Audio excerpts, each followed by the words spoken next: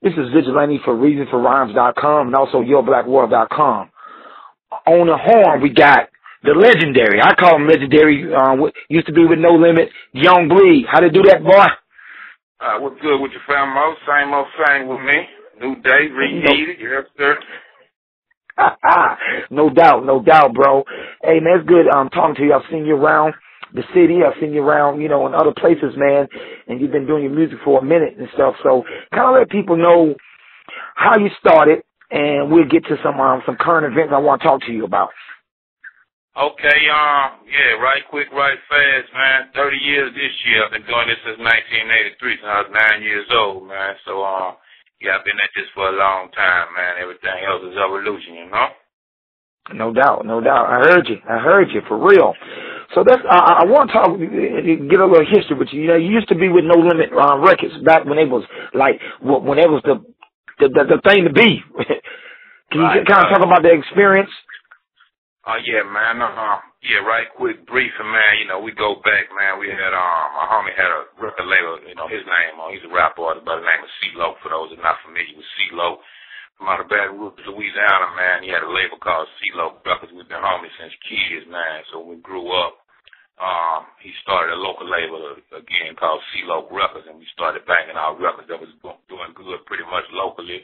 Louisiana, a few other places around Mississippi, so on and so forth. In the midst of that, P was, making his debut back to the South, coming out the California region, connecting and opening doors for a lot of cats from the New Orleans area and the South as a whole. And him and Loc was homies that linked up some kind of way in the midst of us making a few concentration camps and C-Loc records. And P liked what we was doing naturally, and within that time, he was making that Bout It movie and did that Bout It soundtrack. So I had the opportunity to take my solo debut that was on the Concentration Camp album that was originally called A Fool, you know what I mean? But the hook was on how you do that.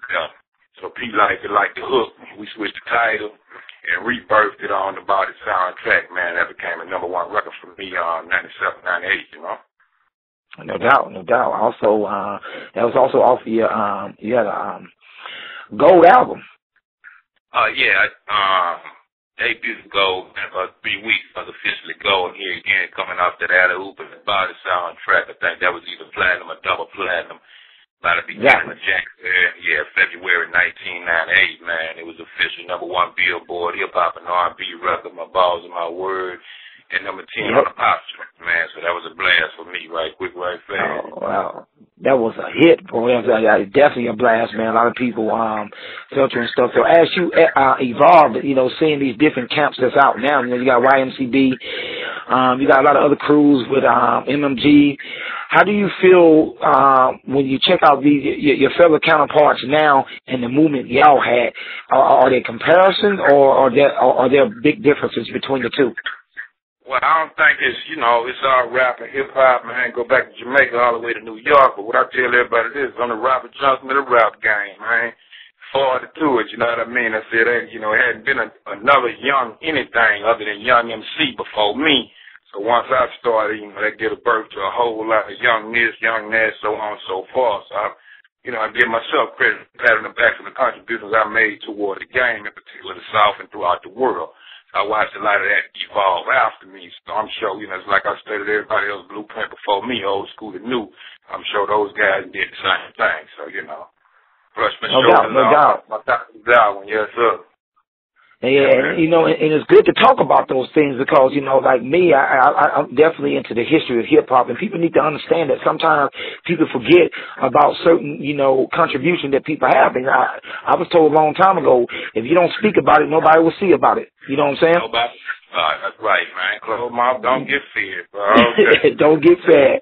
Just like the song y'all got, we gonna eat. I love that song by y'all. Anyway, you and Chelsea Clyde. But, right. Yep. So let's get on further down. Now, what really was a thing was to me when I saw this hit the headline a couple of years ago, I was like, wow. You were signed to Strange Music, Tech 9 out of Kansas City. How did you meet up with Tech 9? Because, styles are different, but like I say, the game, recognized game. So how did you end up being with Strange Music? Well, it go back to those No Limit C-Loc, and really I went from C-Loc Records to No Limit Records on the voucher of P and signed directly to Priority Records in '97. So, you know, for those that's not familiar with Priority Records, that's the birthday Eazy, NWA, other than Ruthless, that was a distributor. For everything Eazy, Dr. Dre, and whoever was putting out for us, that West Coast Rise Thru Hip Hop. In an international way, so I had the privilege and the honor to be on the label with Ice Cube at the time, Mac 10, you know what I mean, Brother Lynch, Ant Banks, you know, you name them. So that evolution at the time, Dave Weiner was an A&R at Priority Records that became vice president at Freize Music. So, you know, me and him been cool for over like 15 years now. So we had our ups and downs industry-wise. He took a break from the action. I kept mashing from an independent standpoint.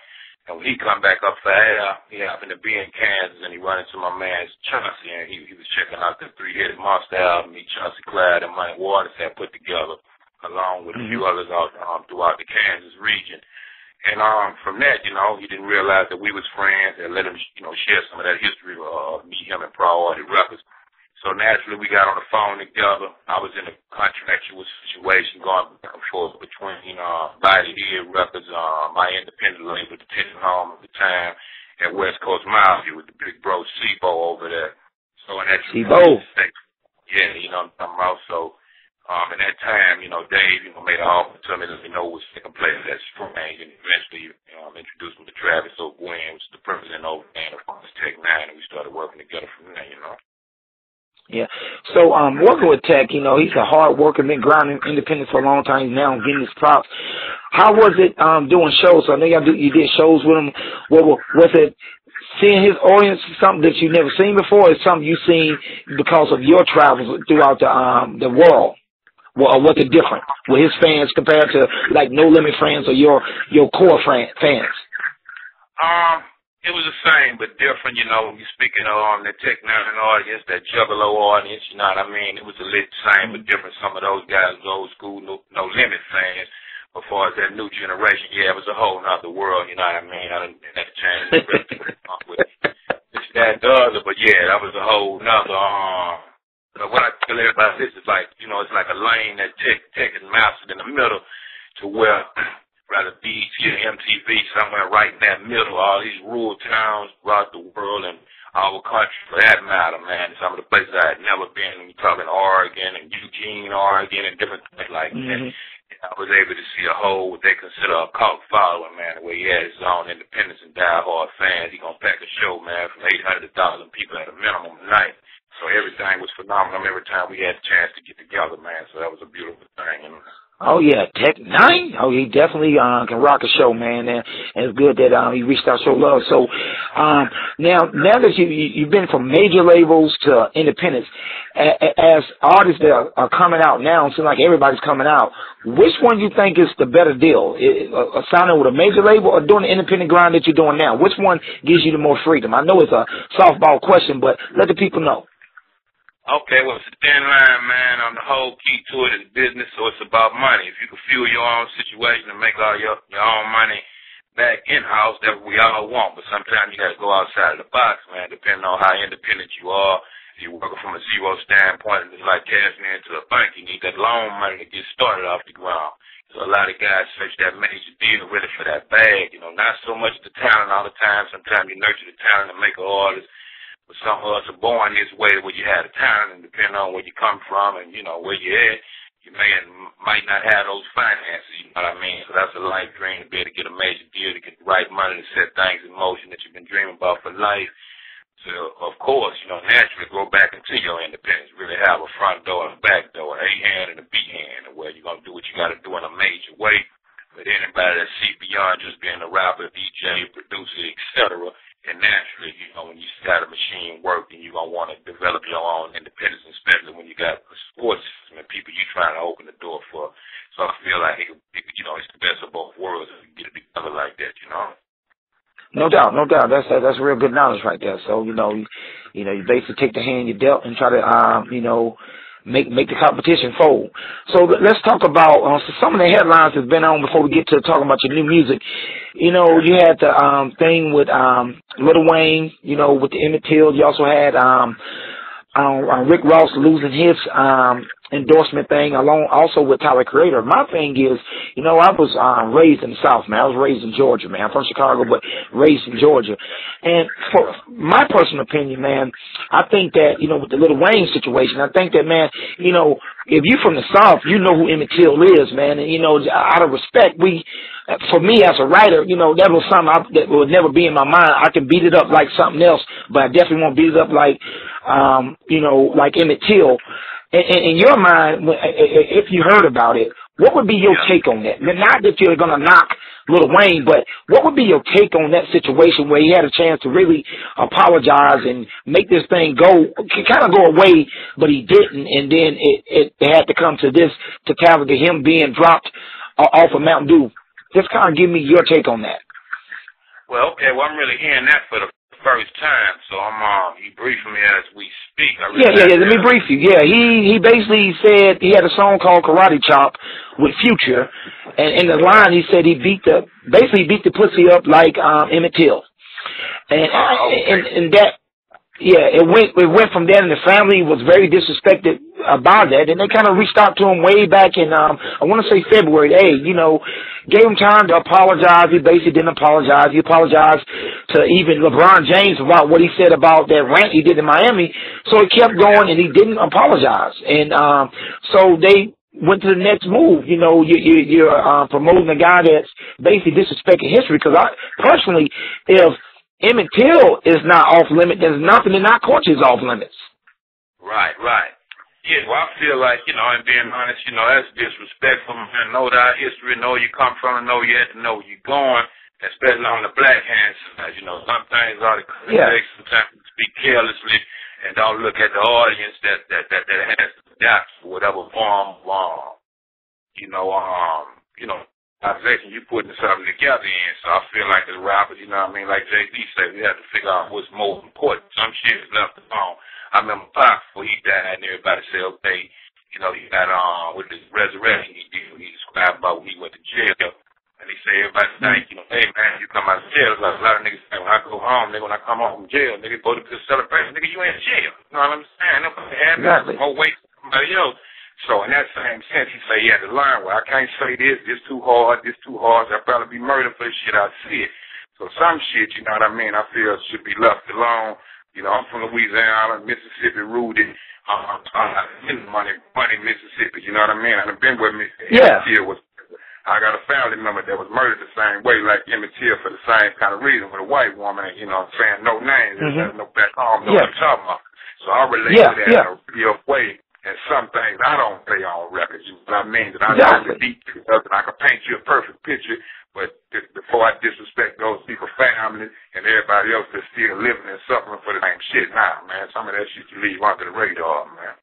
Yeah, and I agree, and that's the thing, man. And like I say, man, you know, Mississippi history. Mississippi got a lot of blood out lynching for a 14-year-old boy coming from where I'm from, Chicago, go down there and basically, you know, allegedly whistle at a white woman, and then they go in the house and do him like they did him.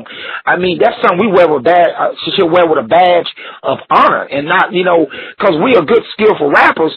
I can beat the, you know, pussy up with something else, but not with Emmett Till. Or like Emmett Till. So that's why I want to get takes on for somebody that's from the South, because I know, living where I was living at, where, you know, it was basically segregated, you know what I'm saying? Even though we was in modern times, it still was a line between where we stay and where the white people stay at. You know, hey, look, in sports.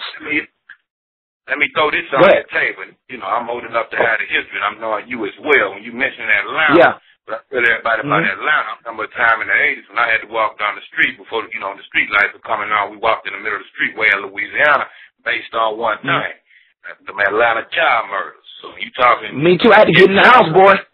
Yeah, you know what I'm saying? So I relate to you exactly. I know what you're saying. You know, we look at him and, you know, we forget about the guys that don't make the TV, that's being police brutality, you know what I mean? I mean... So on, I had a police beating took place with me that I kept under the radar once I was signed, you know what I mean? Not blooded by the police in Baton Rouge, did a week in jail, and I never swung a blow. So I relate to that exactly.